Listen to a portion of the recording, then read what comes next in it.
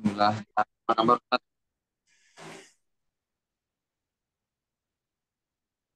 Baik, insya Allah kita segera mulai kajian kita pada pagi hari ini. Kami akan buka terlebih dahulu. Bismillahirrahmanirrahim. Assalamualaikum warahmatullahi wabarakatuh. Satu. Alhamdulillahi wa kafa, wassalatu wassalamu ala nabiyyina Mustafa. Asyhadu an la ilaha illallah wa asyhadu anna Muhammadan abduhu wa rasuluhu amma ba'du. Allahumma inna nas'aluka ilman nafi'an wa rizqan tayyiban wa amalan mutaqabbalan. Baik, ahlan wa sahlan. Selamat datang kami ucapkan kepada seluruh penuntut ilmu, Bapak, Ibu, serta Ustadz Musyafa yang sudah bergabung bersama kita. Kami ucapkan jazakumullah khairan atas waktu yang telah disempatkan untuk hadir di majelis kita pada pagi hari ini. Alhamdulillah, senantiasa kita ucapkan, kita persembahkan puji dan syukur kepada Rabbul Alamin, Allah Subhanahu wa Ta'ala, atas segala limpahan nikmat yang mana sampai detik ini sepatutnya kita syukuri. Masya Allah, dengan taufik dari Allah Subhanahu wa Ta'ala, kesehatan serta waktu luang yang Allah berikan, membuat kita mudah untuk menghadiri majelis ilmu kita pada pagi hari ini. Insya Allah dalam waktu 90 menit ke depan kita akan memperoleh ilmu-ilmu yang bermanfaat yang insya Allah Ta'ala akan disampaikan oleh guru kita yaitu Ustadz Syafa Ad-Darini Hafizahullah. Baik, insya Allah kajian kita pada pagi hari ini yang mana kajian ini akan diisi oleh Ustadz Musyafa Ad-Darini.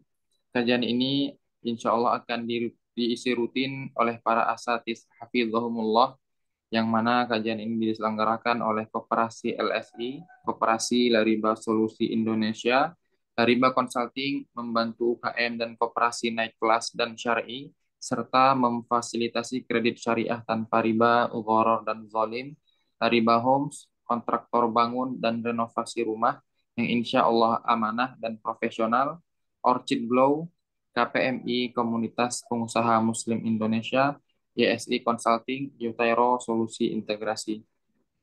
Baik, pada kajian kita yang bertemakan jagalah dirimu dan keluargamu dari riba ini, ya insya Allah kajian ini merupakan kajian rutin yang kita laksanakan ya sebulan sekali diisi oleh para asatidz kita, hafizahumullah. Insya Allah kajian ini ya akan bermanfaat untuk kita semua.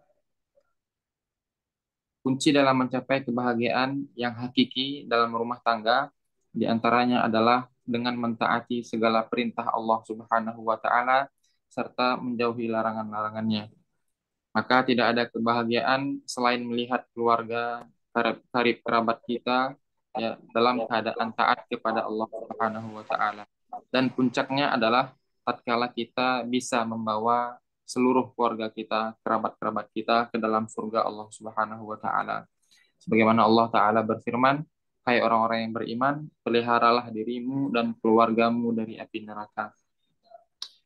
Maka menjadi kewajiban bagi seorang kepala keluarga, seorang suami istri, seorang ayah dan ibu untuk menjaga dirinya serta keluarganya dan orang-orang di sekitarnya dari hal-hal yang dilarang oleh Allah Subhanahu wa taala. Dan di antara yang dilarang oleh Allah taala ya bagaimana kita lihat telah tersebar di antara kita di sekitar kita berbagai bentuk, berbagai macam praktik riba yang terus berkembang yang mana tentu saja dampak buruk dari riba ini akan membuat kita sengsara di hidup dunia dan di akhirat.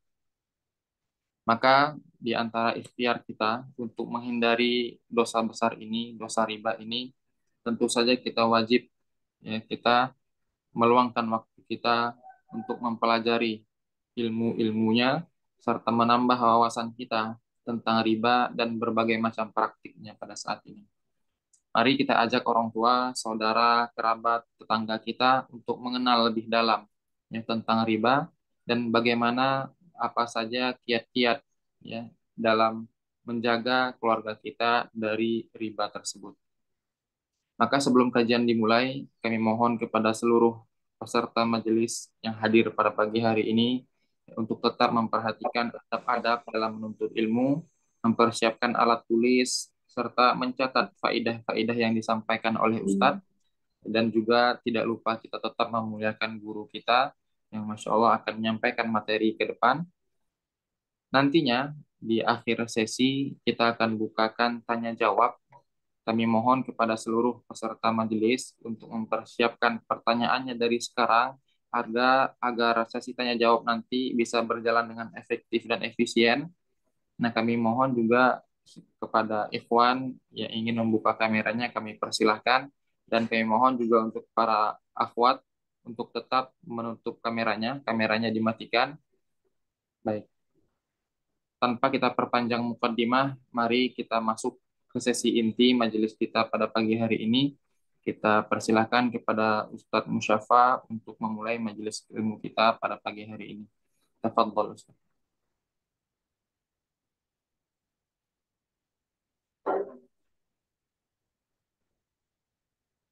Bismillahirrahmanirrahim. Assalamualaikum warahmatullahi wabarakatuh. Innal hamdalillah nahmaduhu wa nasta'inuhu wa nastaghfiruh wa na'udzu billahi min syururi anfusina wa min sayyiati a'malina. May yahdihillahu fala mudilla lahu wa may yudlil fala hadiya lahu. Wa asyhadu an la ilaha illallah wahdahu la syarika lahu wa asyhadu anna Muhammadan 'abduhu wa rasuluh. Sallallahu alaihi wa ala alihi wa sahbihi wa man tabi'ahum bi ihsanin ila yaumil liqa'i.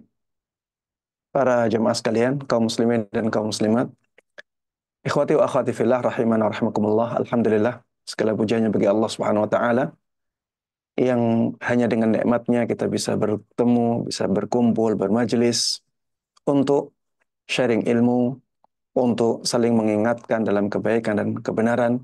Mudah-mudahan Allah Subhanahu wa taala terus menjaga nikmat-nikmat ini ada pada kita dan menjadikan kita sebagai orang yang pandai mensyukuri nikmatnya. Amin amin ya rabbal alamin.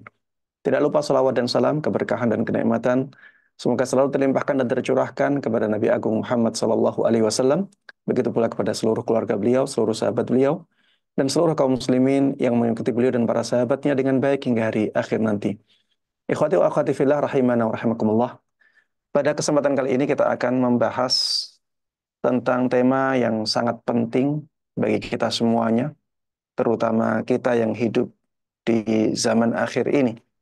Jagalah dirimu dan keluargamu dari riba.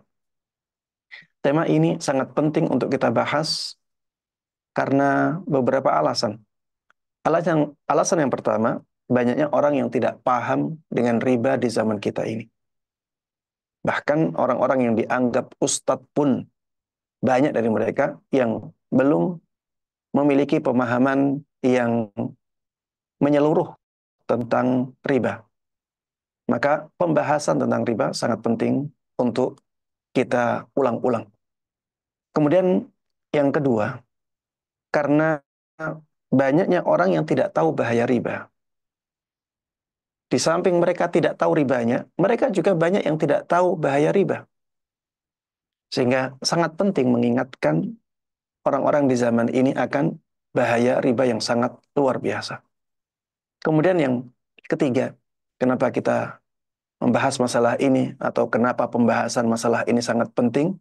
Karena banyaknya praktek riba di zaman kita. Dan banyaknya orang yang tergoda dengannya. Iya, karena seringkali akad-akad yang mengandung riba itu menggiurkan. Dan ditambah ya parahnya tadi. Keparahan ini ditambah dengan banyak dari mereka yang tidak tahu riba dan tidak tahu bahaya riba. Sudah ya, kok banyak riba, kemudian tidak tahu riba, tidak tahu bahaya riba. Akhirnya banyak sekali orang yang terjatuh di dalamnya. Maka mengingatkan manusia di saat mereka keadaannya demikian, ini sangat penting sekali dan insya Allah sangat besar pahalanya. Jemaah sekalian rahimana rahimakumullah, Rasulullah sallallahu alaihi wasallam di zaman dahulu telah memperingatkan kita sebagai umatnya bahwa nanti di akhir zaman akan tersebar akad-akad riba. Beliau sallallahu alaihi wasallam pernah bersabda, "Baina yaday sa'ah yadhharu riba." Nanti di zaman ketika hari kiamat sudah dekat akan tersebar riba. Akan tampak sekali akad-akad riba. Akan banyak akad-akad riba yang dilakukan oleh manusia.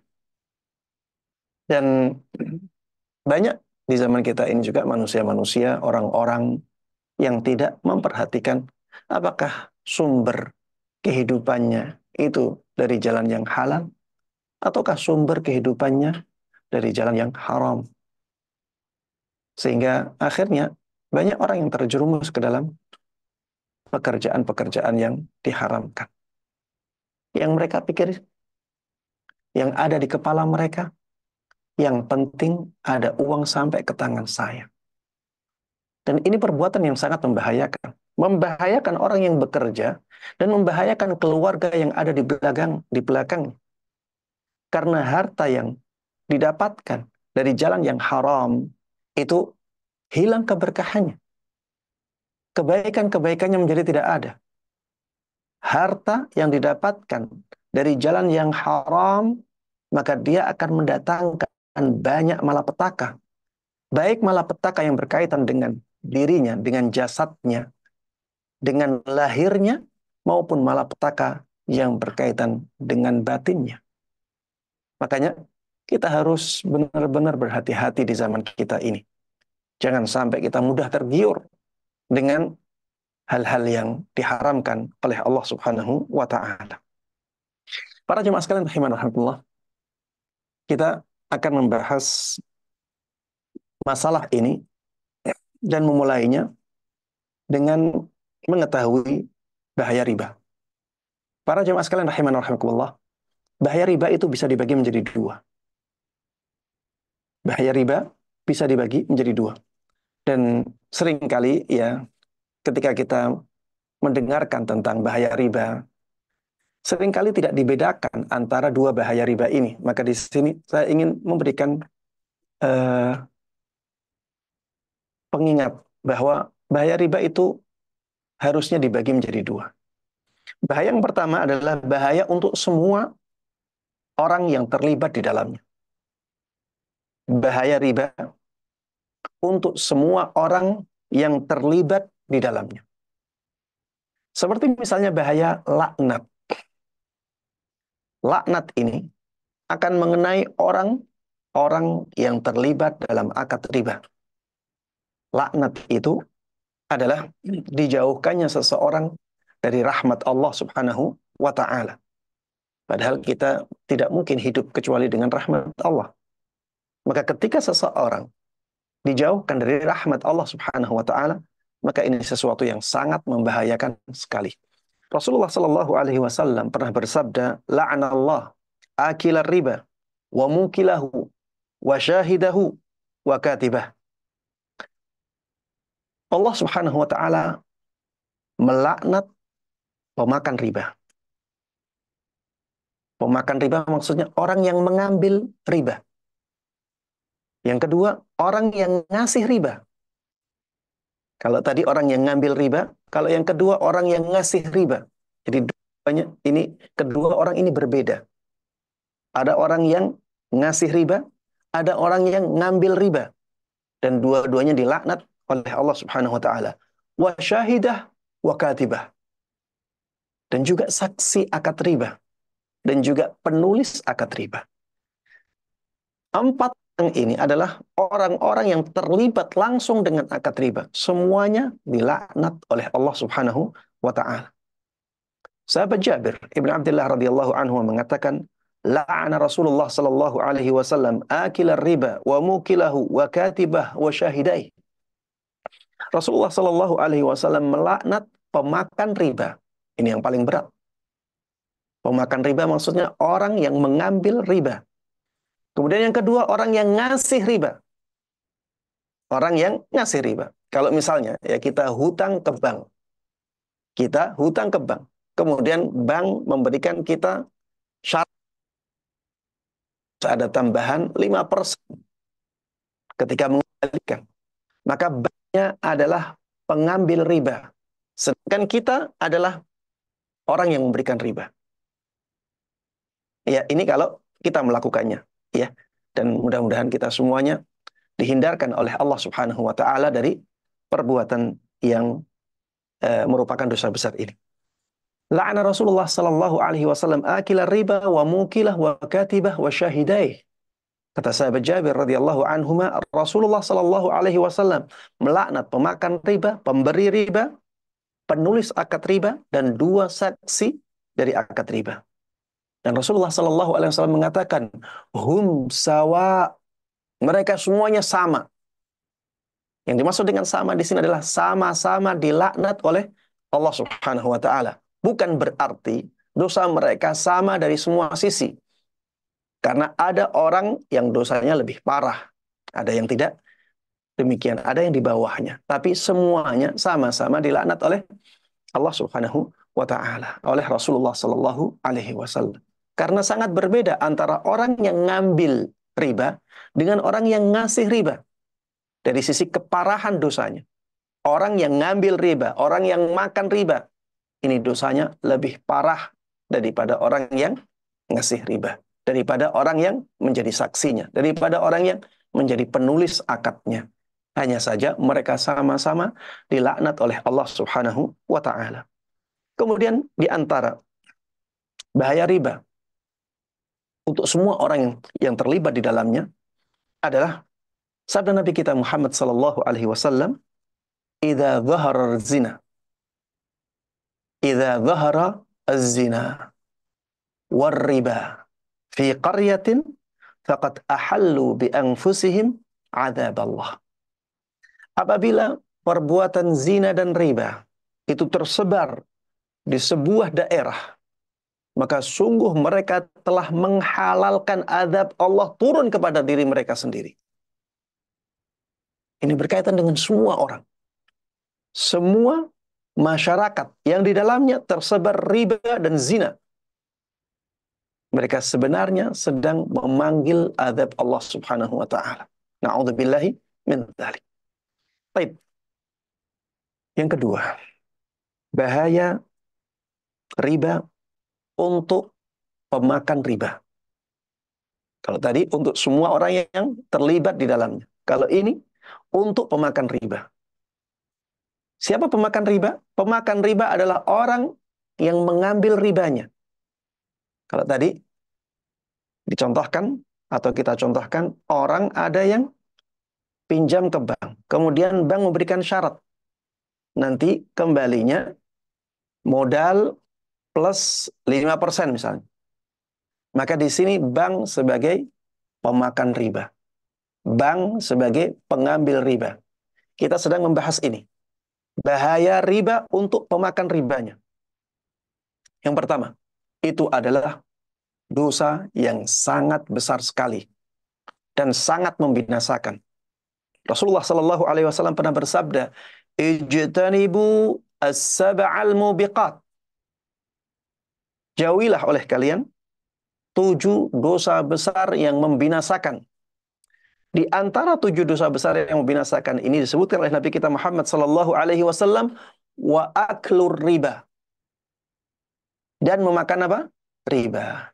Kata-kata Rasulullah Sallallahu Alaihi Wasallam, wa aklur riba, dan memakan riba, ini menunjukkan bahwa dosa khusus bagi mereka yang melakukan perbuatan makan riba, yaitu mengambil riba. Sehingga ini tidak berkaitan dengan orang yang ngasih riba. Ini juga tidak berkaitan dengan orang yang menulis akad riba atau mencatat akad riba. Ini juga tidak berkaitan dengan orang yang menjadi saksi di akad riba. Karena Rasulullah Shallallahu Alaihi Wasallam mengkhususkan dosa ini untuk siapa? Untuk orang yang memakan harta riba, yaitu orang yang mengambil ribanya. Kemudian di dalam hadis lain, ya ini hadis yang diperselisihkan, apakah dia bisa dijadikan hujjah ataukah tidak. Namun sebagian ulama mengatakan bahwa hadis-hadis ini adalah hadis yang bisa dijadikan sebagai hujjah. Di antara mereka adalah Syekh rahimahullah. Rasulullah sallallahu alaihi wasallam menyabdakan, "Ar-riba 73 baba." Riba itu ada 73 pintu. Ada 73 pintu bagi riba. Aisaruha mithlu ayyankihar rajulu ummah. Dan pintu yang paling ringan dari riba itu seperti dosanya orang yang berzina dengan ibunya sendiri. Orang yang berzina dengan ibunya sendiri. Na'udzubillah min dzalik ya. Kalau yang paling ringan seperti ini, bagaimana yang lebih dari itu? Rasulullah Shallallahu Alaihi Wasallam dalam hadis yang lain mengatakan, dirhamu riba, ya'kuluhu rajul wa huwa ya'lam ashad min sittatin wa thalathina zinyah. Satu dirham yang didapatkan oleh seseorang dari riba. Berarti ini untuk pemakannya ya, untuk orang yang ngambil ribanya. Satu dirham yang dimakan oleh seseorang dari riba, padahal dia tahu bahwa itu memang riba. Itu lebih berat dosanya daripada amalan berzina dengan atau amalan berzina sebanyak 36 kali. Berzina satu kali saja dosanya sangat besar apalagi sampai 36 kali. Na'udzubillahi min dzalik. Para jemaah sekalian rahimana wa rahimakumullah, ini adalah besarnya dosa zina bagi pemakan ribanya atau pengambil riba. Yang kedua, orang yang mengambil riba ini, orang yang memakan riba ini akan diperangi oleh Allah dan Rasul-Nya. Dan orang yang diperangi oleh Allah dan Rasul-Nya tidak akan bisa menang. Siapa yang bisa menang melawan Allah? Siapa yang bisa menang melawan Rasulullah Sallallahu Alaihi Wasallam? Allah Subhanahu Wa Taala berfirman, Ya ayyuhalladzina amanu taqullaha wa dharu ma baqiya minar riba in kuntum mu'minin fa illam taf'alu fa'dhanu biharbin minallahi wa rasulih. Wahai orang-orang yang beriman, bertakwalah kalian kepada Allah Subhanahu Wa Taala dan tinggalkanlah sisa-sisa riba dari kalian. Apabila kalian beriman, apabila kalian tidak melakukan itu, tidak meninggalkan sisa-sisa riba kalian itu, fa'dhanu biharbin minallahi wa rasulih. Maka umumkanlah perang dengan Allah dan Rasulnya. Bahaya yang ketiga, hilangnya keberkahan pada harta yang didapatkan dari riba. Hilangnya keberkahan dari harta yang didapatkan dari riba. Allah Subhanahu wa taala berfirman, "Yamhaqullahu riba wa yurbis shadaqah." Allah menghapuskan keberkahan riba dan Allah mengembangkan keberkahan sedekah. Rasulullah Shallallahu Alaihi Wasallam dalam hadisnya mengatakan, "Ma ahadun aktsara minar riba illa kana aqibatu amrihi ila qillah." Tidaklah seseorang banyak melakukan riba kecuali nanti akhirnya akan menjadi sedikit. Akhirnya akan habis. Ya, orang yang mengambil riba nanti akhirnya akan habis. Karena apa? Keberkahannya dihilangkan oleh Allah Subhanahu wa taala. Yang keempat, ya, ini mungkin tidak hanya berkaitan dengan pemakan riba ya, tapi semuanya. Tapi dalam hadisnya disebutkan makan dengan sesuatu yang haram. Doa menjadi sulit diijabahi. Orang yang memakan harta riba, ini akan sulit diijabahi doanya. Karena termasuk di antara sebab mustajabnya sebuah doa adalah bersihnya makanan dan minuman, juga pakaian seseorang dari sesuatu yang diharamkan. Kalau dia makanannya dari sesuatu yang haram, minumannya dari sesuatu yang diharamkan, pakaiannya dari sesuatu yang diharamkan, maka kemungkinan diijabahinya doa tersebut menjadi sangat sangat sulit, sangat berat. Makanya para jemaah sekalian rahimani wa rahimakumullah, hindarilah riba ini. Hindarilah riba ini. Kalau kita ingin selamat, kita ingin doanya mustajab, maka jauh-jauhlah dari dosa riba. Terutama dosa memakan harta riba. Kemudian yang kelima, orang yang memakan harta riba akan mendapatkan azab khusus di alam kuburnya. Azabnya berupa apa? Sebagaimana disebutkan oleh Nabi kita Muhammad sallallahu alaihi wasallam yang diriwayatkan oleh Imam Bukhari dalam kitab sahihnya, bahwa nantinya di alam kubur, ya, ini sebagaimana disebutkan oleh kata Ibnu Hajar, bahwa ini berkaitan dengan alam barzakh. Nantinya akan ada orang yang disiksa di tengah-tengah sungai yang airnya terbuat dari darah. Jadi airnya itu darah. Orang ini ada di sungai, di tengah sungai tersebut. Karena air darah, tentunya dia ingin segera jauh-jauh air darah itu. Dia tentunya akan berusaha untuk menepi. Tapi celakanya, di tepi sungai tersebut ada malaikat-malaikat yang melemparinya dengan batu. Sehingga dia harus ke tengah lagi. Ke tengah tidak dilempari, tapi ada darah yang mengalir terus mengenai dia. Tentunya ini siksaan yang sangat luar biasa, ya, buruknya. Setiap dia ingin terbebas, ingin menjauhi darah tersebut, pergi ke pinggir, ada malaikat-malaikat yang melemparinya dengan eh, dengan batu, naudzubillahi min dzalik. Dan orang ini akan ke tengah lagi. Ini di alam kuburnya. Kemudian ada azab khusus di padang mahsyarnya. Bagaimana azabnya? Azabnya sebagaimana Allah sebutkan di dalam Al-Qur'an, alladzina ya'kuluna riba la yaqumuna illa kama yaqumul ladzi yatakhabbathu asyaitanu minal mas. Orang yang memakan harta riba, nantinya dia tidak akan bisa berdiri kecuali seperti berdirinya orang yang kerasukan jin. Orang yang kerasukan jin itu kalau berdiri, ia tidak bisa berdiri dengan tegap. Dia akan sempoyongan, dia jalannya juga tidak atau sulit terarah. Itulah orang yang kerasukan jin. Orang yang memakan harta riba. Orang yang memakan harta riba, mengambil harta riba, maka dia di padang mahsyar nanti akan diazab oleh Allah Subhanahu wa taala dengan azab yang demikian.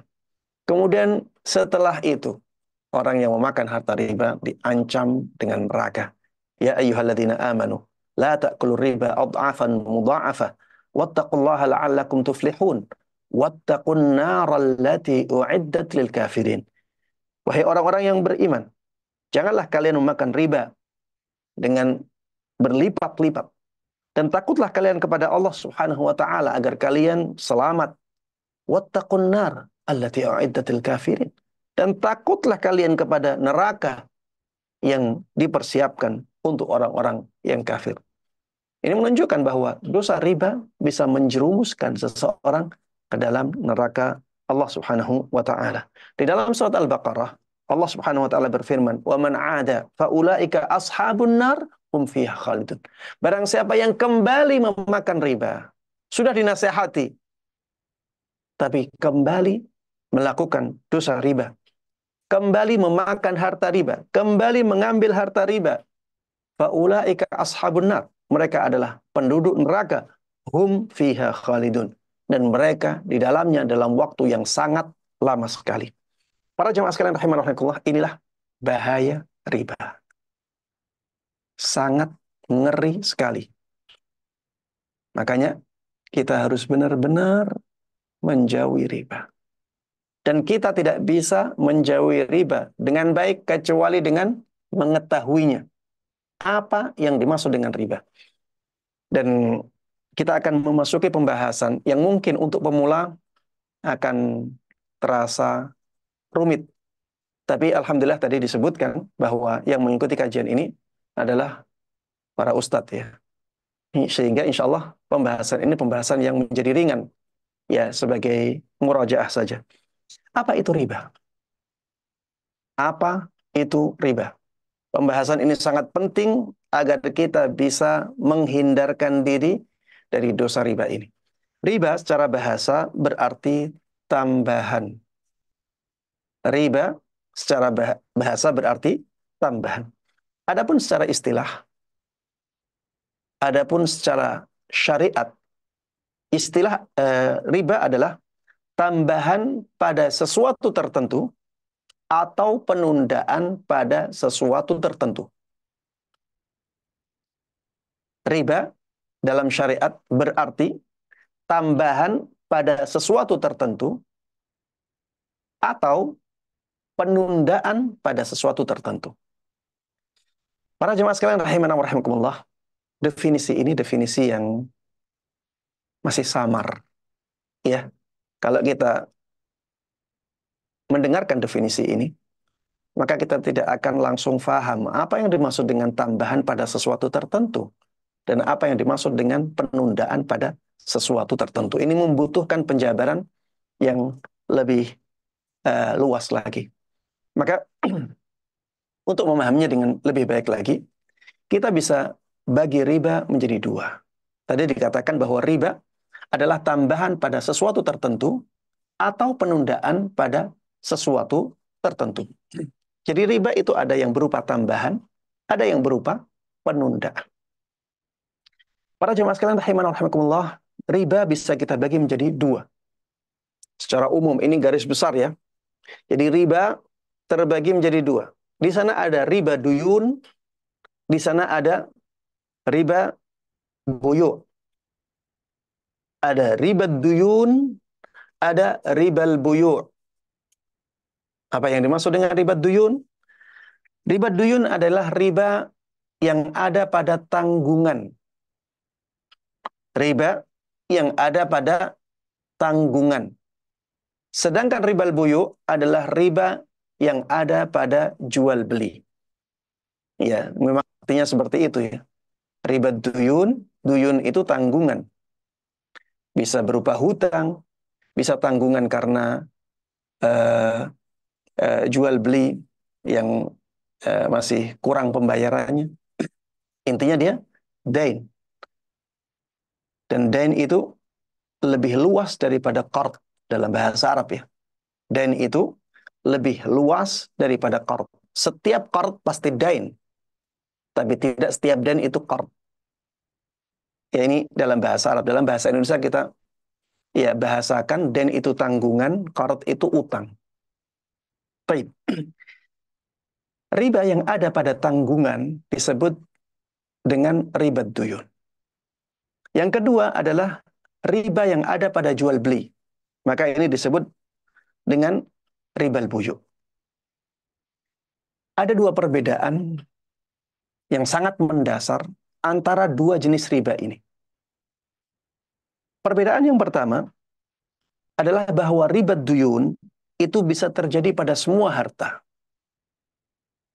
Sedangkan ribal buyu hanya terjadi pada komoditi riba.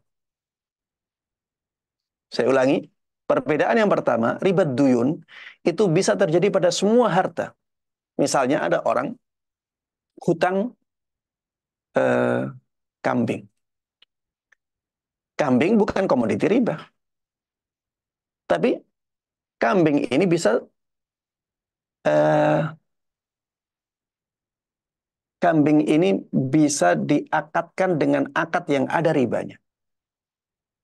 Seperti misalnya, anak hutangi kamu satu kambing ya, tapi dengan syarat nanti bayarnya dua kambing. Dengan syarat nanti bayarnya dua kambing. Kambing bukan komoditi riba, tapi bisa menjadi akad riba. Ini riba duyun. Riba pada tanggungan. Maka ini tidak hanya pada komoditi riba saja, tapi ini bisa berlaku pada semua harta. Beda dengan riba buyu, riba yang terjadi pada jual beli. Ini hanya pada komoditi riba saja. Ya, ini hanya terjadi pada komoditi riba saja. Komoditi riba nanti akan kita bahas ya. Tapi yang kedua, perbedaan yang kedua, ribal buyu bisa terjadi pada semua keadaan. Ribal buyu, riba yang terjadi pada jual beli, ini bisa terjadi pada semua keadaan. Maksudnya semua keadaan, baik ada penangguhan atau tidak ada penangguhan. Baik ada penangguhan atau tidak ada penangguhan. Beda dengan riba duyun. Riba duyun hanya terjadi ketika ada penangguhan. Riba duyun hanya bisa terjadi ketika ada penangguhan. Beda dengan riba dalam jual beli. Ya. Ketika ada riba dalam jual beli, bisa jadi jual belinya kontan, tidak ada penangguhan sama sekali, cash, ya. Tapi ada ribanya, karena misalnya ada tambahan emas 1 gram lama dijual dengan emas 3/4 gram baru. Walaupun cash kontan, tapi tetap ada riba di sini. Namanya riba fadl. Baik. Kita sudah bagi riba menjadi 2 ya. Ada riba duyun, ada riba buyu. Kita juga sudah tahu perbedaan antara riba duyun dengan riba buyu. Yang berikutnya, kita fokus ke riba duyun. Riba duyun bisa terbagi menjadi 2. Riba duyun bisa terbagi menjadi 2. Yang pertama, riba qard. Yang pertama, riba qard. Yang kedua, riba tambahan pada tanggungan. Ini harus ditulis ya, kalau nggak ditulis akan menjadi lebih sulit difahami. Riba yang pertama adalah riba qard. Riba qard adalah riba yang terjadi pada akad hutang piutang, yaitu dengan seseorang mengutangi orang lain dengan perjanjian adanya tambahan saat pengembalian. Dengan seseorang mengutangi orang lain dengan perjanjian ada tambahan saat mengembalikan. Misalnya, utang 1 juta, di awal akad dikatakan, nanti bayarnya 1,5 ya, dalam tempo 2 tahun. Jadi dari awal sudah ada tambahan itu. Dan masuk dalam bab ini juga, kaidah yang masyhur di kalangan para ulama, kullu qardin jarra naf'an fahuwa riba. Setiap piutang yang mendatangkan manfaat untuk orang yang ngasih hutang, maka itu jadi riba. Manfaat itu jadi riba. Walaupun disebut sebagai hadiah. Walaupun kata-katanya ini, saya punya hadiah untuk antum. Padahal orang ini tidak ada kebiasaan ngasih hadiah sebelumnya. Ya. Dan hadiah itu khusus untuk orang yang ngasih utang ini. Maka ya seperti ini jadi riba. Walaupun bentuknya manfaat. Seperti apa? Manfaat garap sawah. Ini banyak terjadi di masyarakat ya. Ada orang utang menggadaikan sawahnya. Kemudian sawahnya digarap oleh siapa? Oleh yang ngasih utang. Ini kullu qardin jarra naf'an fahuwa riba. Tidak boleh seperti ini. Kadang ada orang yang menggadaikan motornya, menggadaikan mobilnya. Kemudian mobilnya dipakai oleh orang yang ngasih utang. Ini kullu qardin jarra naf'an. Tidak boleh. Ini riba. Manfaat ini. Atau mungkin manfaatnya berupa murahnya harga. Dengan mengatakan, Ana mau beli, Ana mau ngutangin kamu 100 juta. Dengan syarat, kamu menjual motormu dengan harga 5 juta. Padahal motornya di pasaran harganya 7 juta misal. Mau nggak kamu jual motormu 5 juta, nanti setelah itu kamu dapat utang dariku 100 juta. Ini manfaat. Kullu qardin jarra naf'an bahwa riba. Atau misalnya kita nabung ke bank.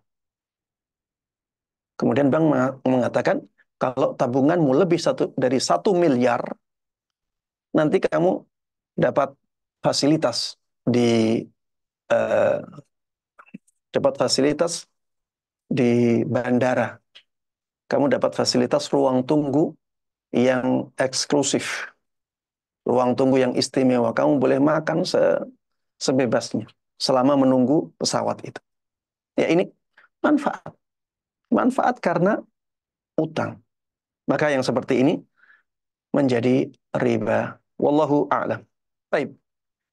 Ini riba qard ya. Yang kedua, riba tambahan pada tanggungan. Dalam bahasa Arabnya disebutkan riba ziyadah ats-tsabit fi dhimmah. Ya, riba ziyadah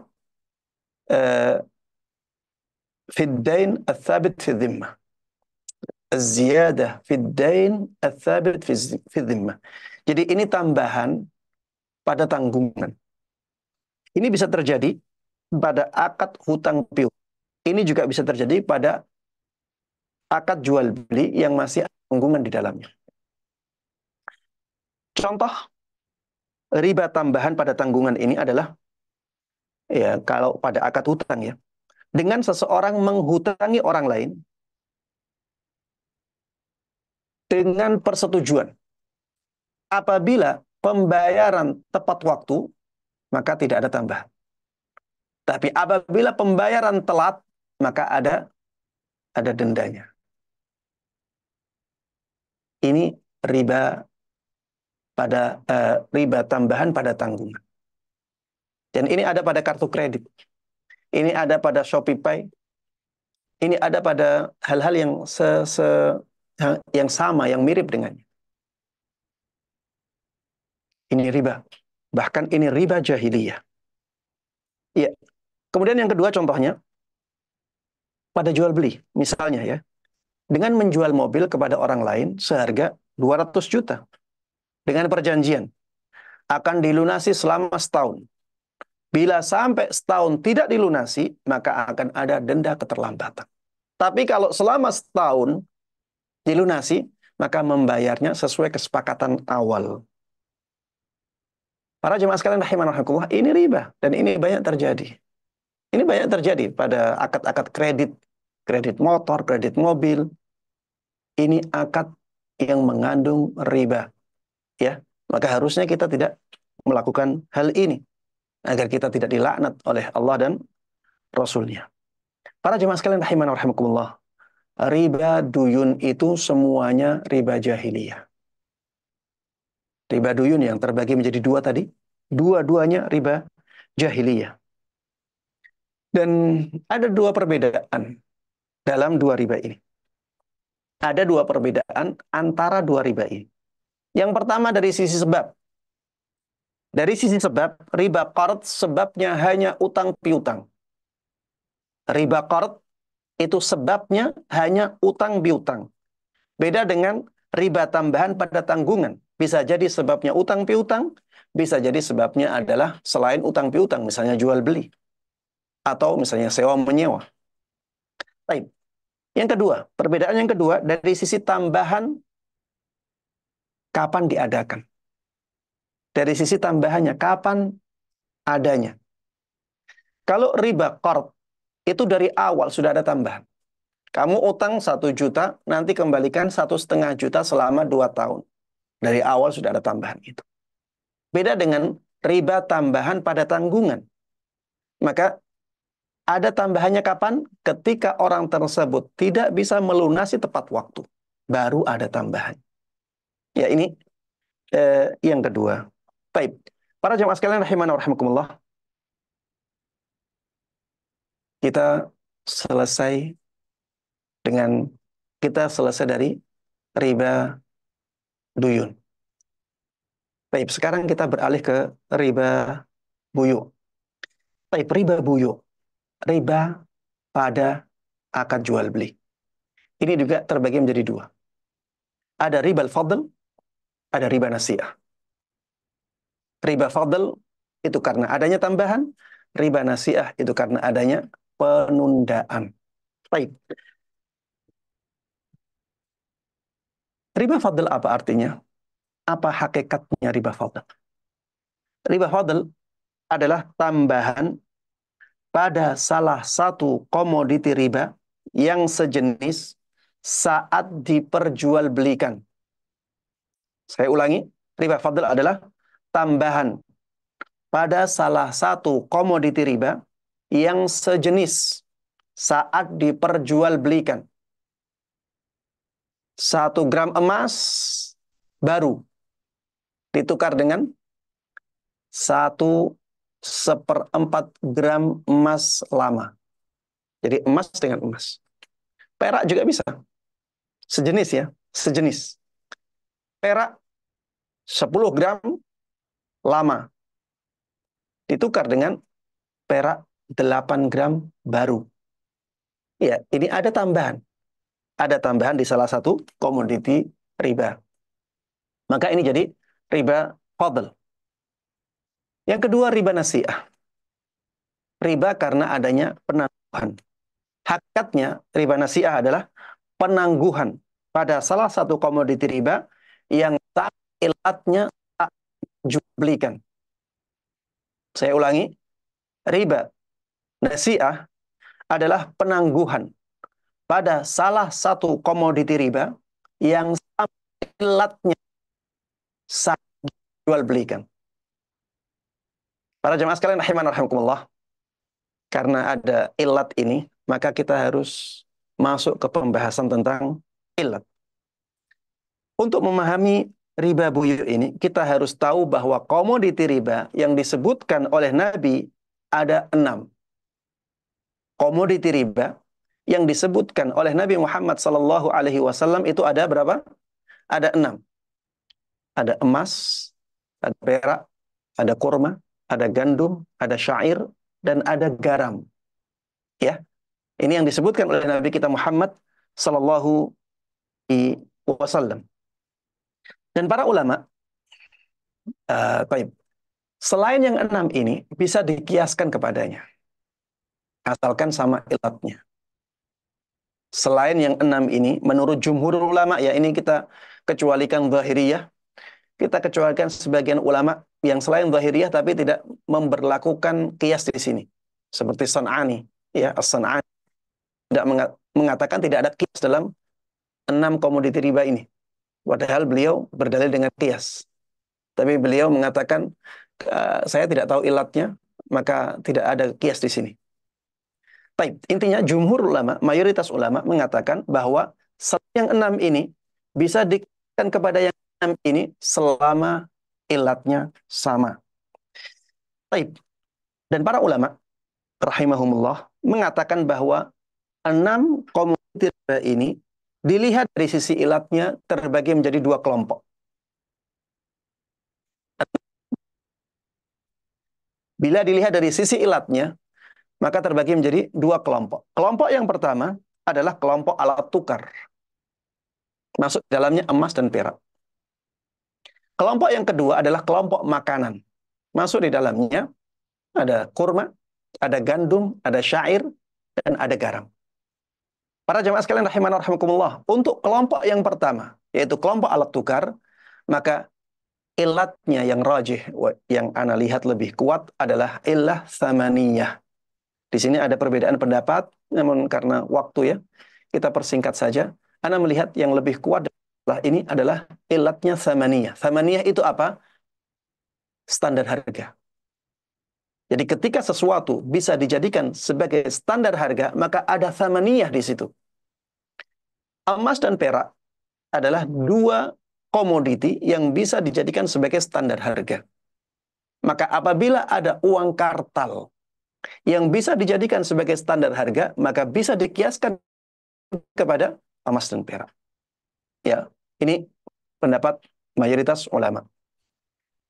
Kemudian kelompok yang kedua, kelompok makanan. Apa ilatnya? Di sini juga para ulama berbeda pendapat dalam pendapat yang sangat banyak. Ya, dalam pendapat yang sangat banyak. Dan wallahu ta'ala alam, ana secara pribadi menguatkan pendapatnya mazhab Maliki. Mereka mengatakan bahwa ilat dari 4 komoditi riba yang ini adalah al-iqtiyatu wal-iddikhar. Dia makanan pokok dan bisa disimpan dalam waktu yang lama. Makanya yang lain, makanan pokok yang lain yang bisa disimpan dalam waktu yang lama bisa dikiaskan kepada 4 komoditi riba ini. Para jemaah sekalian rahimana wa rahimakumullah. Tadi kita membahas tentang riba fadl dan riba nasi'ah. Di riba fadl dikatakan bahwa dia adalah tambahan pada salah satu komoditi riba yang sejenis saat diperjualbelikan. Yang sejenis saat diperjualbelikan. Ini mudah ya riba fadl itu. Pokoknya sejenis. Tapi ada tambahan. Emas dengan emas ada tambahan. Perak dengan perak kadarnya tidak sama. Kurma dengan kurma kadarnya tidak sama. Padahal kurma kan jenisnya banyak ya. Ada kurma ajwa, ada kurma nabi, ada kurma sukari, ada kurma eh, yang lainnya, ya intinya ada kurma banyak di sana. Jadi antara jenis kurma satu dengan jenis kurma yang lainnya dianggap sama. Ketika ada pertukaran, maka 1 kilo harus dengan 1 kilo. 1 liter harus dengan 1 liter. Tidak boleh ada perbedaan takaran. Kalau ada perbedaan takaran, maka itulah riba fadl. Dikiaskan kepadanya misalnya beras. Beras jenisnya banyak. Ada kualitas bagus, ada kualitas jelek, ada kualitas pertengahan. Kalau pertukaran antara beras dengan beras, walaupun kualitasnya berbeda, tidak boleh ada perbedaan takaran. Kalau terjadi perbedaan takaran, maka terjadi riba fadl di situ. Ya, nanti ada ketela dengan ketela, jagung dengan jagung, ya bagi yang mengkiaskan. Baik, yang berikutnya, sedangkan riba nasi'ah adalah penangguhan pada salah satu komoditi riba yang sama ilatnya saat diperjualbelikan. Penangguhan pada salah satu komoditi riba yang sama ilatnya saat diperjualbelikan. Misalnya apa? Emas dengan emas, sama ilatnya. Yang satu didatangkan sekarang, yang satunya didatangkan nanti. Ada penangguhan di sini, terjadi riba nasi'ah. Atau emas dan perak. Ya, emas dan perak. Beda takaran tidak ada masalah. Tapi harus tidak ada penangguhan. Kalau ada yang ditangguhkan, maka jadi riba. Namanya riba nasi'ah. Karena masih sama ilatnya.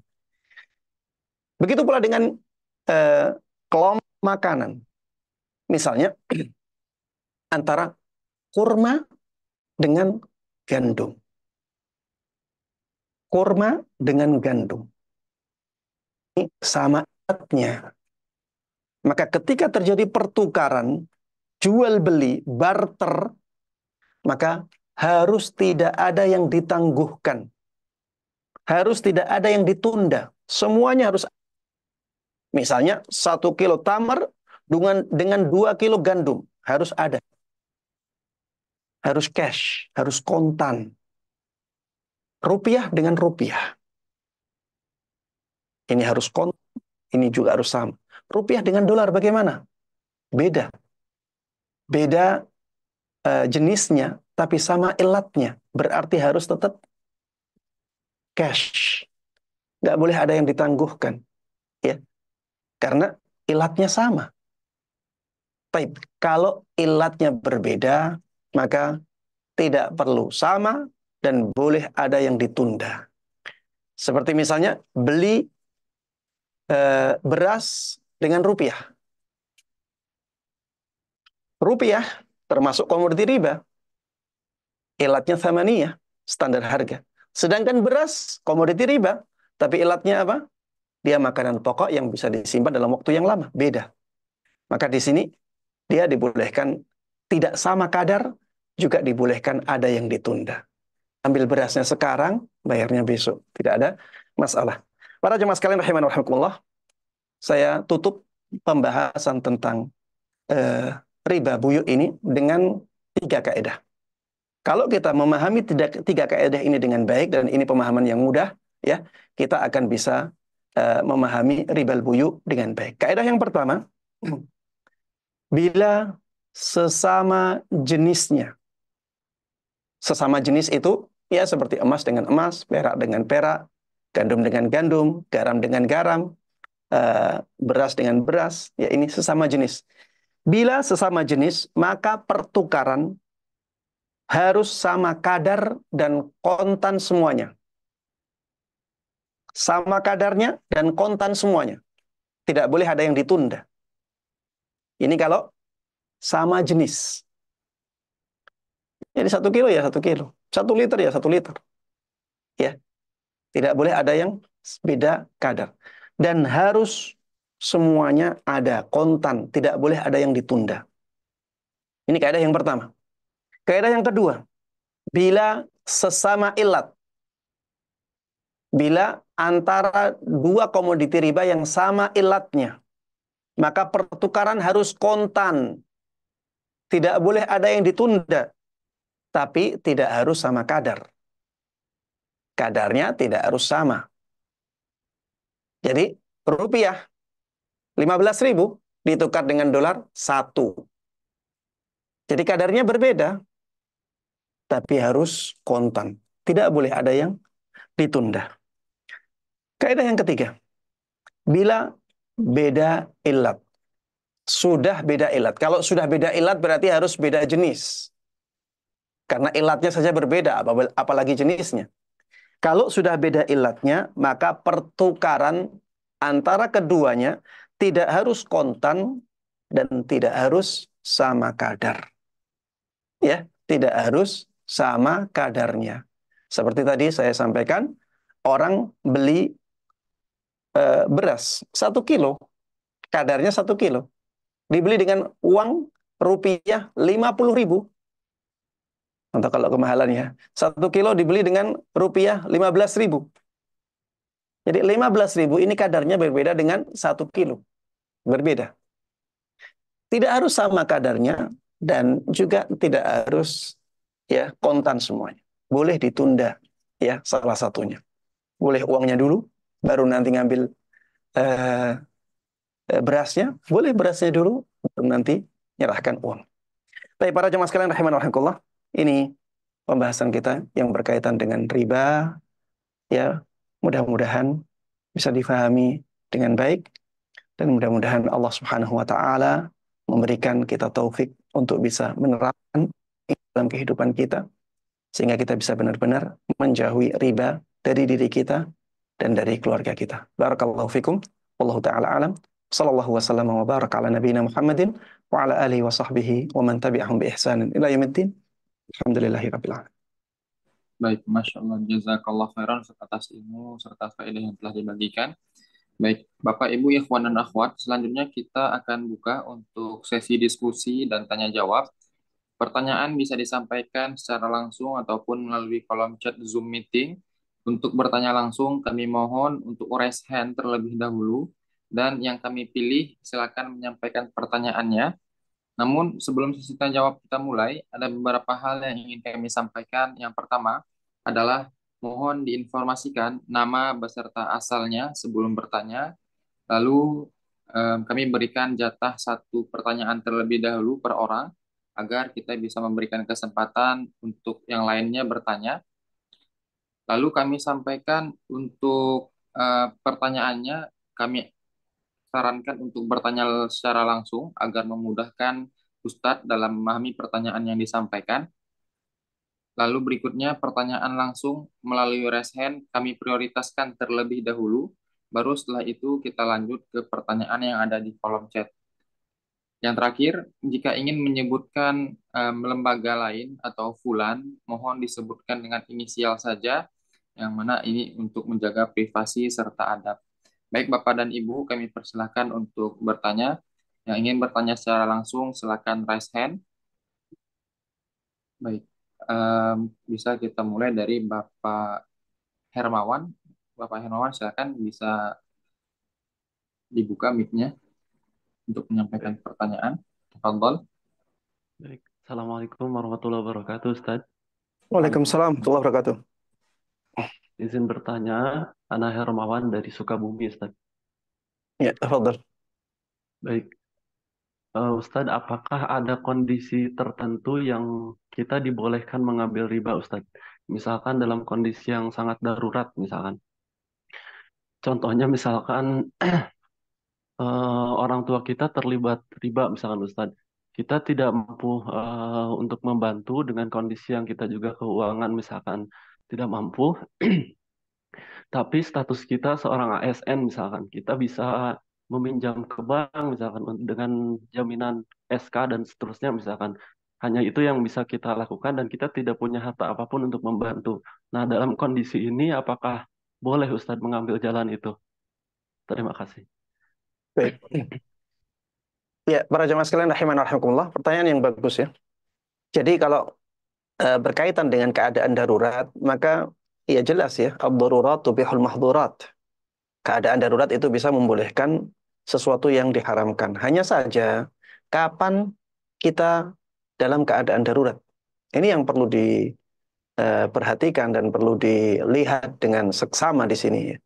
Apakah kita sudah sampai pada keadaan darurat ataukah tidak? Jadi keadaan darurat itu keadaan yang apabila seseorang tidak melakukan sesuatu yang diharamkan, maka nyawanya akan hilang. Atau eh, nyawanya hampir hilang. Atau dia akan kehilangan salah satu dari anggota badannya. Taib. Ini keadaan darurat sebagaimana didefinisikan oleh sebagian ulama.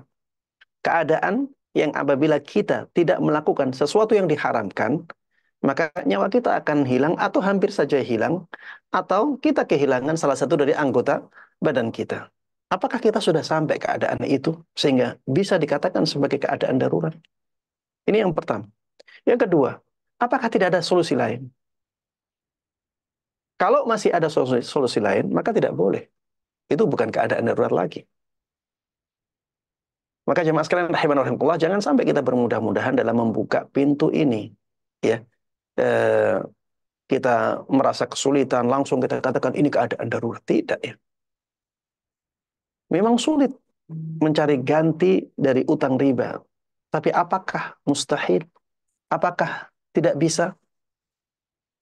Alhamdulillah ya, dengan misalnya jadi ASN ya. Insya Allah ada banyak koneksi, ada banyak teman-teman ya. Itu bisa di, diusahakan untuk mencari hutangan dari teman yang tidak ada ribanya. Atau misalnya dengan mengikuti arisan ya, eh, menurut pendapat yang lebih kuat dari dua pendapat para ulama ya, arisan dibolehkan sebagaimana disampaikan oleh Syekh Muhammad Ibn Salam Utsaimin rahimahullah, begitu pula dibolehkan oleh Syekh bin Baz rahimahullah, dan juga oleh mayoritas ulama. Sehingga coba cari dulu solusi-solusi yang dihalalkan ya, eh, kemudian lakukan itu. Dan banyak berdoa kepada Allah Subhanahu wa taala, semoga Allah memberikan kita jalan keluar yang dihalalkan olehnya. Wallahu taala a'lam. Masya Allah, jazakallah khairan Ustaz, atas jawabannya. Baik, berikutnya kami persilakan yang ingin bertanya secara langsung. Silakan raise hand. Baik, kami persilakan untuk Ibu Miranti menyampaikan pertanyaan. Ya, baik. Silakan Ibu Miranti. Baik. Bismillah. Assalamualaikum warahmatullahi wabarakatuh, Ustaz. Waalaikumsalam warahmatullahi wabarakatuh. Assalamualaikum. Nah, Ustaz, izin bertanya terkait dengan penggunaan aplikasi untuk transfer uang. Jadi kalau kita biasanya transfer antar bank itu kan ada biayanya ya Ustaz, lewat aplikasi ini itu bisa gratis. Nah, tapi gratisnya itu dibatasi, ada limitnya, misalnya 15 kali transfer. Nah, kalau kita sudah transfer melebihi 15 kali dengan aplikasi tersebut itu akan dikenakan biaya kalau sekitar Rp900 gitu, Ustaz. Nah, pertanyaannya, aplikasi itu menyediakan fasilitas untuk langganan transfer, misalnya dengan membayar sejumlah uang, taruhlah 10.000 gitu, tapi itu bisa unlimited gitu, Ustaz. Bisa dipakai untuk tanpa ada batasan. Dan untuk masa promosi itu ada cashback dari aplikasi tersebut. Kalau kita langganan itu akan setiap kali transfer tuh akan ada cashbacknya kembali. Jadi yang tadi dananya 10.000 itu kita bayarkan itu akan kembali. Nah, pertanyaan saya, apakah langganan seperti itu diperbolehkan, Ustadz, atau itu ada mengandung gharar karena kita transfer sejumlah tertentu, tapi untuk masa yang untuk transaksi yang unlimited.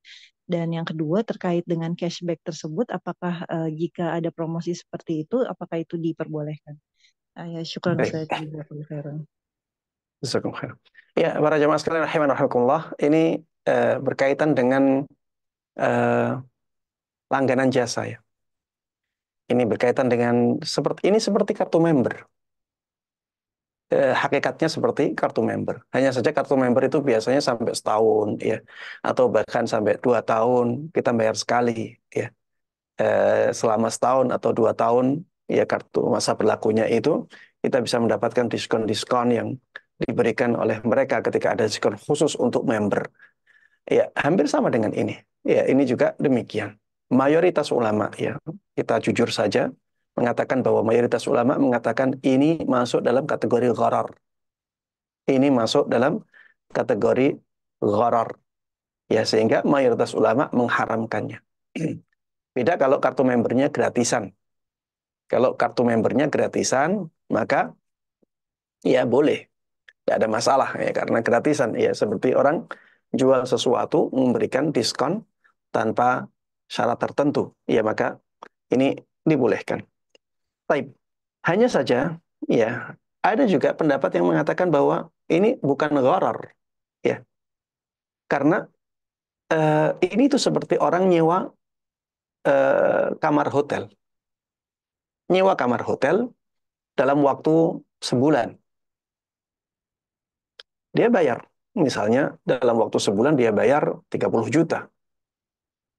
Tapi dia gunakan kamar itu atau tidak, itu urusan dia.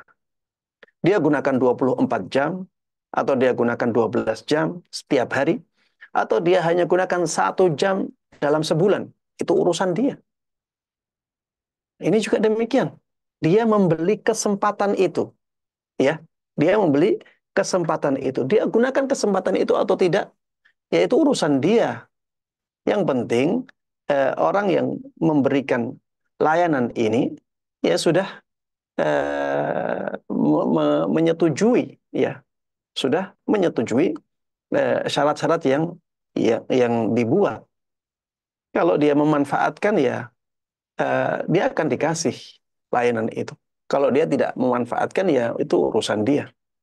Ada yang memasukkannya ke masalah ini.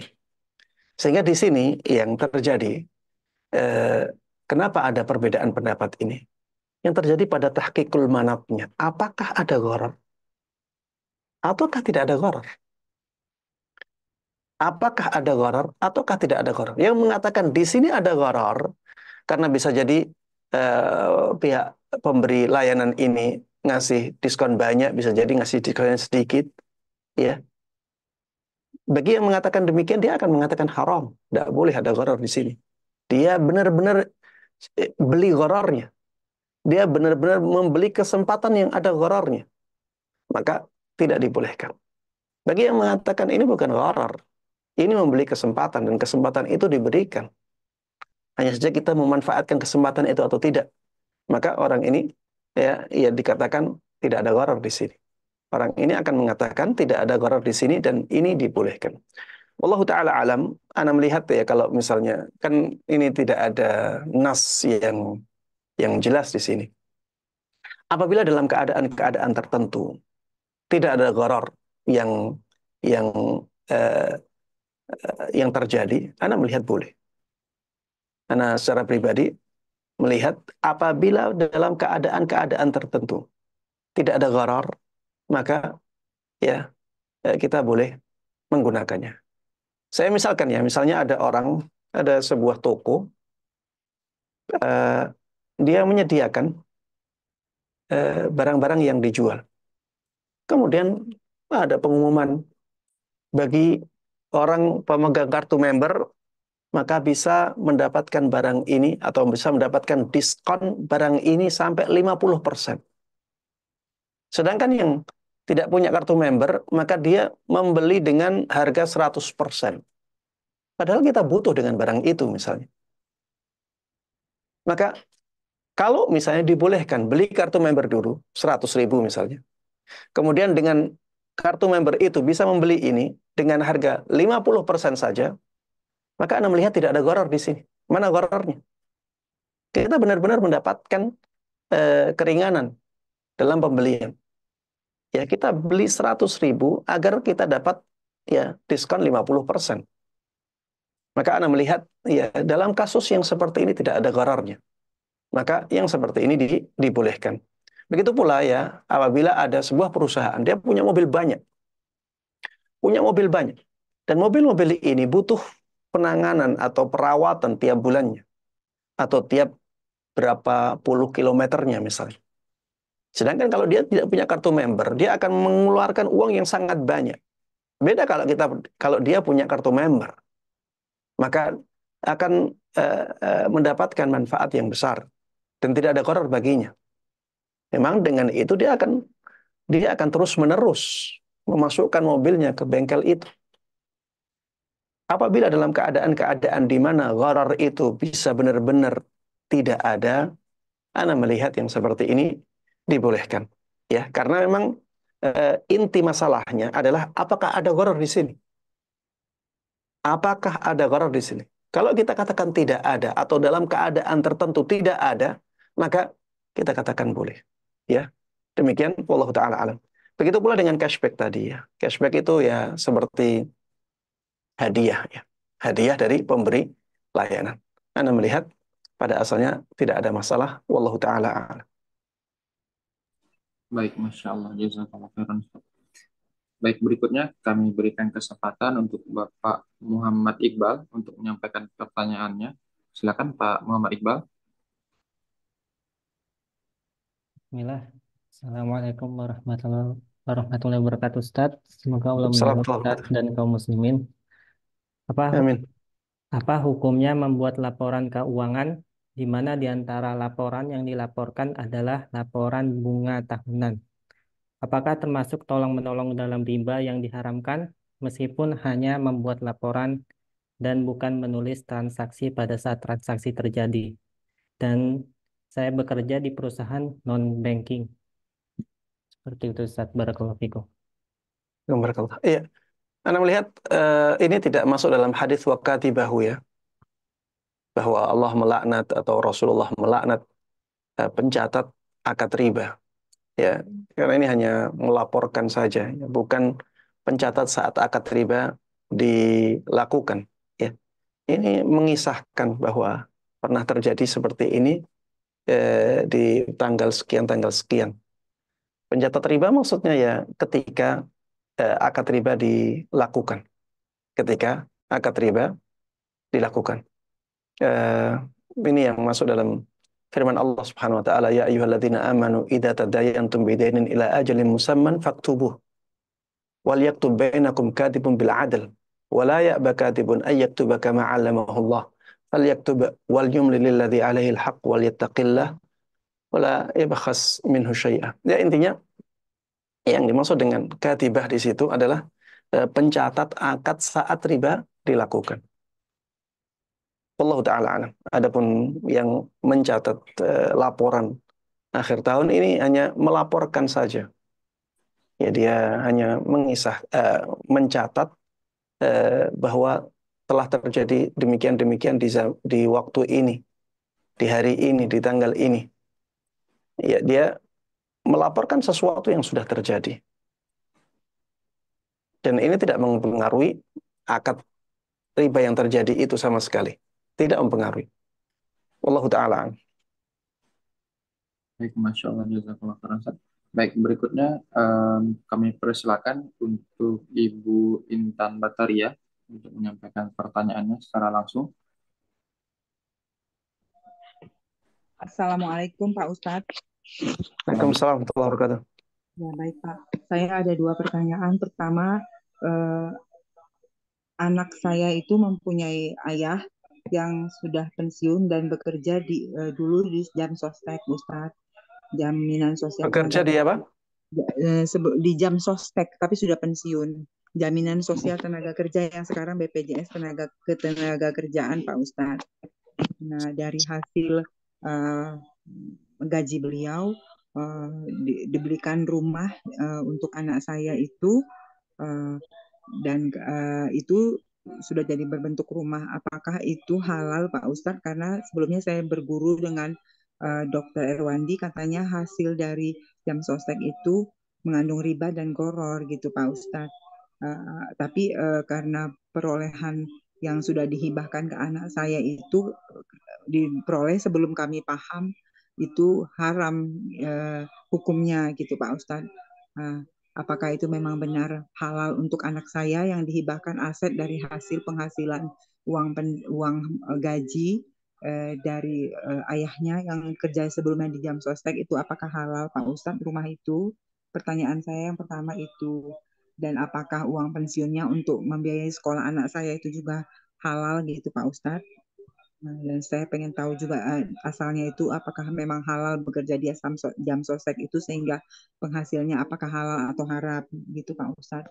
Kemudian pekerjaan saya sebagai notaris PPAT, alhamdulillah saya sudah hijrah, tidak menerima pekerjaan notaris PPAT yang dari bank atau dari leasing.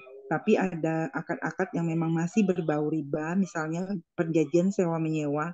Kalau telat itu ada tambahan pembayaran sewa itu termasuk riba ya Pak Ustadz, tidak bisa diterima juga pekerjaan seperti itu ya. Ya, yang pernah saya pahami seperti Gimana Ibu? Membuat akad sewa menyewa. Di dalam akad sewa menyewa apabila si pihak yang menyewa itu terlambat membayar uang sewa, tidak tepat pada waktunya, kan pembayarannya cicilan misalnya Pak Ustadz, atau tidak gitu. Apakah itu termasuk riba kalau ada tambahan sanksi, ada tambahan dari pihak rumah? Itu juga tidak boleh kami sebagai notaris menerima pekerjaan itu. Sama perusahaan-perusahaan Pak Ustadz, PT gitu kan kami juga menerima akad-akad pendirian perusahaan, tapi kami tidak tahu detailnya dia mendirikan perusahaan itu apakah ada praktek riba atau tidak, sejauh mana tanggung jawab si notaris dalam menjalankan akad-akad perusahaan itu Pak Ustadz, yang boleh kami terima itu. Nah, itu dari saya Pak Ustadz. Terima kasih. Jazakumullahu khairan. Wassalamualaikum warahmatullahi wabarakatuh. Assalamualaikum. Iya, bekerja di tempat yang disebutkan tadi, ya minimal ada syubhatnya ya. Minimal itu. Minimal ada syubhatnya. Ya, sebaiknya bekerja di tempat-tempat yang seperti itu, kalau bisa ya dihindari untuk menyelamatkan akhirat kita. Karena ada hal-hal yang sangat kuat yang minimal menunjukkan bahwa bekerja di tempat tersebut adalah ada sisi syubhatnya. Kemudian yang kedua, ya apabila seseorang ya mendapatkan pemberian dari orang lain, baik berupa hadiah atau berupa nafkah dari orang lain yang penghasilannya syubhat atau haram, maka di tangan orang yang diberi, Anda melihat menjadi halal. Jadi dia haramnya di tangan orang yang bekerja dan mendapatkan gajinya dari situ. Tapi setelah dia berikan kepada orang lain, maka di tangan orang yang kedua, apabila jalan perpindahan kepemilikan itu halal, maka menjadi halal. Ya seperti misalnya, ada orang yang bekerja di bank, ya ini jelas haramnya. Bank konven ya, jelas haramnya. Dia dapat gaji dari situ. Maka gaji dari bank, dari bekerja di bank konven, di tangan dia haram. Di tangan dia haram. Tapi kalau misalnya uang dari gaji itu dia berikan kepada orang lain. Ada fakir miskin, dia kasih misalnya 10.000. Atau misalnya ada orang nge-grab, dia nge-grab, kemudian dia bayar dengan uang itu. Atau dia misalnya pergi ke warung, dia makan, dia bayar dengan uang itu. Atau misalnya ada anaknya minta uang nafkah, uang jajan, istrinya minta uang nafkahnya, akhirnya dia kasih dari uang itu. Maka di tangan-tangan orang kedua ini, harta itu menjadi halal. Harta itu menjadi halal. Ini difatwakan oleh Syekh bin Baz, ini juga difatwakan oleh Syekh Muhammad Ibn Shalih Al-Utsaimin. Jadi yang kasihan adalah orang yang bekerja itu. Kalau itu orang tuanya, yang kasihan orang tuanya. Karena dia yang mempertanggungjawabkan pekerjaannya tersebut di hadapan Allah Subhanahu wa taala. Adapun anak-anaknya, istrinya, temannya, atau orang miskin tadi, atau si tukang Grab tadi, atau misalnya pemilik warung tadi, maka mereka mendapatkan harta itu dari cara yang halal. Maka harta itu menjadi halal di tangan mereka. Harta itu menjadi halal di tangan mereka. Ada satu kaedah yang disebutkan oleh para ulama dalam masalah ini, bahwa tabaddulu sababil milki qaimun maqama tabaddulidz dzat. tabaddulu sababil milki qaimun maqama tabaddulid dzat. Perubahan sebab kepemilikan itu seperti perubahan zat sesuatu. Perubahan sebab kepemilikan itu seperti perubahan zat sesuatu. Seakan-akan uang yang tadi sudah sampai ke tangan orang yang mendapatkannya dengan cara yang haram, yang berhubungan dengan hak Allah, ya. Ketika berpindah ke tangan orang lain dengan cara yang halal, seakan-akan uangnya berubah zatnya. Seakan-akan uangnya berubah zatnya, ya. Dan perlu digarisbawahi di sini bahwa yang dimaksud dengan yang diharamkan ini adalah uang yang diharamkan atau harta yang diharamkan yang keharamannya berkaitan dengan hak Allah. Adapun harta yang keharamannya berkaitan dengan hak manusia, maka tidak masuk dalam pembahasan ini. Misalnya ada orang nyuri. Dia nyuri uang. Dapat uang curian 100 juta. Kemudian dikasihkan kepada anaknya, dikasihkan kepada istrinya. Dan istrinya tahu bahwa ini uang nyuri. Anaknya tahu ini uang nyuri. Di tangan istri dan di tangan anak tersebut tetap haram. Karena memang tidak ada perubahan kepemilikan di sini. Uang tersebut masih milik orang yang dicuri harta. Jadi tidak ada sebab kepemilikan. Beda dengan orang yang misalnya bekerja di tempat yang diharamkan karena misalnya ada riba di situ. Atau misalnya dia sebagai pezina. Ini berkaitan dengan hak Allah. Allah mengharamkan zina. Allah mengharamkan riba. Atau misalnya dia jual minum-minuman keras. Allah mengharamkan minum-minuman keras. Adapun orang yang membelinya rela dia. Orang yang berzina dengan ibunya ini rela mengasih uang. Orang yang misalnya pemilik bank, dia rela ngasih gaji. Jadi di sini berkaitan dengan hak Allah Subhanahu wa taala.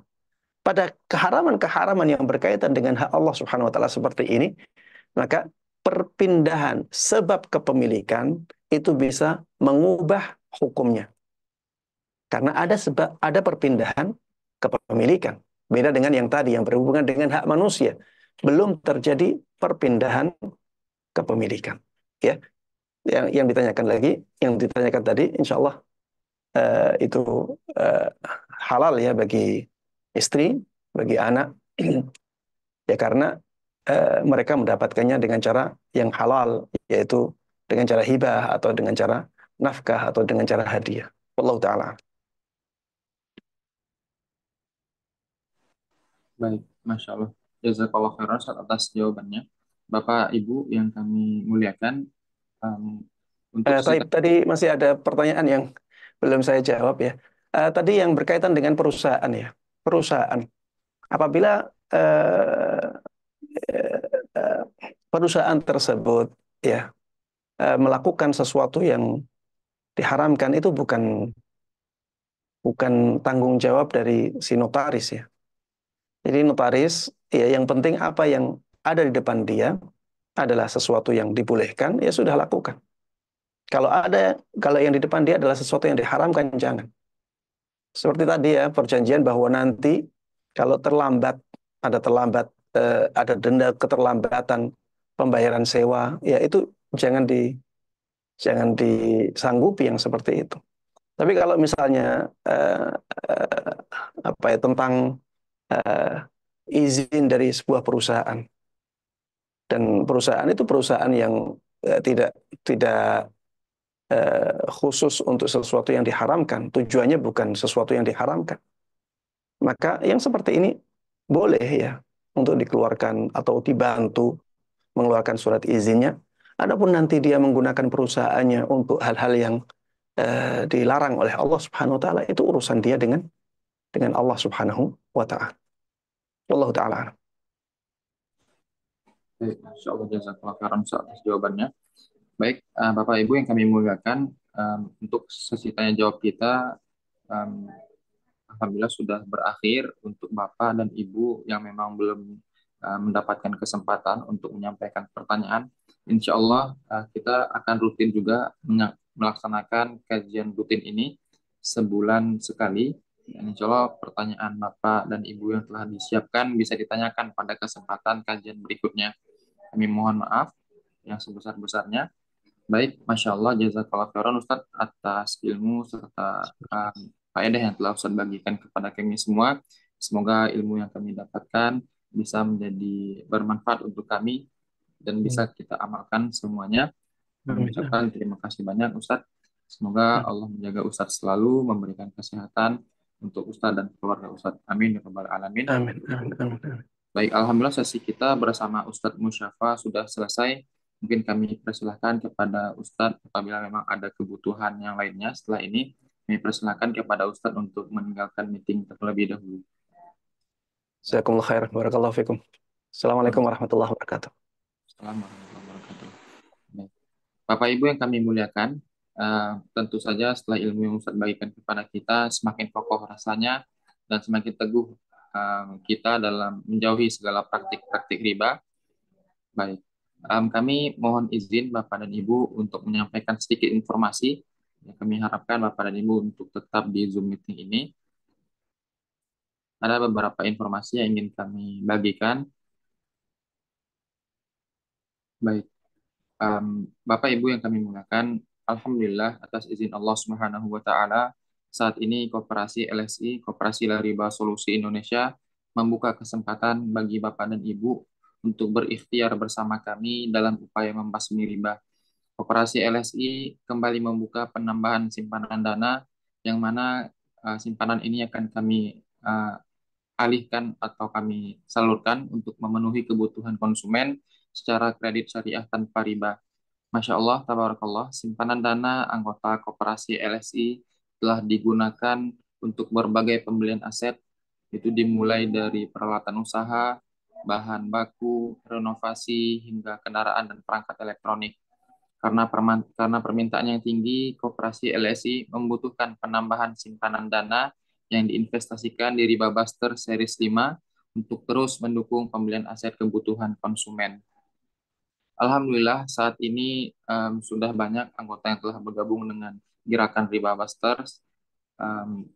Sampai hari ini kita sudah bergabung sekitar 136 orang yang telah bergabung dalam anggota Koperasi LSI dengan total dana yang telah terkumpul lebih dari 5 miliar.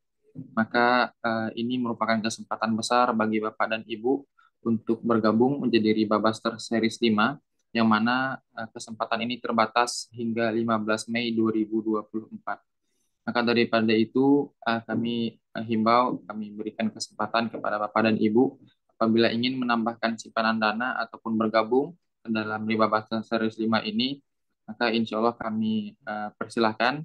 Dan untuk informasi cara bergabung, insya Allah Bapak dan Ibu bisa menghubungi official kontak Koperasi LSI melalui WhatsApp ataupun Instagram.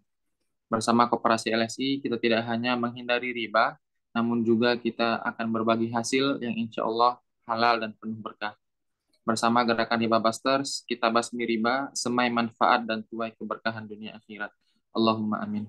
Baik, sekali lagi kami ucapkan terima kasih banyak kepada Bapak dan Ibu yang telah mengikuti taklim kita pada pagi hari ini dengan hingga sesi akhir. Kami ucapkan jazakumullah khairan. Semoga ilmu yang kita dapatkan pagi hari ini sangat memberikan manfaat kepada kita semua, bisa kita amalkan, dan tentu saja kita selalu meminta pertolongan Allah Subhanahu wa Ta'ala agar kita dijauhkan dari segala bentuk riba, dari berbagai praktik-praktik riba dan transaksi-transaksi yang dilarang dalam syariat. Amin amin ya rabbal alamin. Kami ucapkan pula terima kasih kepada seluruh pihak yang telah mendukung terselenggaranya kajian ini, yaitu Koperasi LSI, Koperasi Lariba Solusi Indonesia, Lariba Consulting, membantu UKM dan koperasi naik kelas dan syar'i tanpa riba, gharar dan zolim, Lariba Homes, kontraktor bangun dan renovasi rumah yang insya Allah amanah dan profesional, Orchid Glow, KPMI, Komunitas Pengusaha Muslim Indonesia, YSI Consulting, Yutairo Solusi Integrasi. Sampai jumpa pada kajian berikutnya. Untuk informasi, kajian, serta informasi-informasi lain terkait Koperasi LSI, Lariba Consulting, Lariba Homes, Orchid Glow, KPMI, dan Yutairo, insya Allah bisa langsung diperoleh melalui Instagram, FB, LinkedIn, YouTube, ataupun sosmed-sosmed lainnya. Baiklah Bapak dan Ibu, mari kita tutup majelis kita pada pagi hari ini dengan doa kafaratul majelis. Subhanakallahumma bihamdika asyhadu an la ilaha illa anta astaghfiruka wa atubu ilaik. Baik, kami mengucapkan jazakumullah khairan. Sampai jumpa pada kajian kita yang berikutnya. Kami pamit undur diri. Wassalamualaikum warahmatullahi wabarakatuh.